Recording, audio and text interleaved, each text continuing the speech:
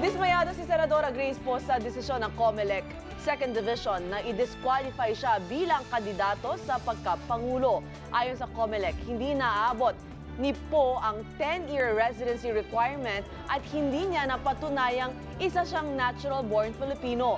Pero sa statement ng senadora, nanindigan siyang pasok sa residency at citizenship requirements. Ginagawa lang daw ito para gipitin ng mga kalaban tulad ng ginawa sa kanyang amang si Fernando Poe Jr. noon.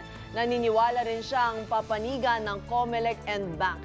Handa naman ang kampo ni Poe na iakyat ang kaso sa Korte Suprema kung kinakailangan. Binanatan din nila ang administrasyon na tila may kinalaman sa desisyon ng COMELEC. Nagtataka nga kami kung bakit confident si Congressman Erice na madidisqualify si Senator Poe. Nagtataka kami dun sa statement niya. Hindi pa lumalabas ang desisyon ng COMELEC pero kaya niya nang sabihin yun with an absolute certainty. Suspicious yung statement niya and overconfident naman yung kanyang statement. Be sure to come back. News 5 everywhere. Copyright 2015.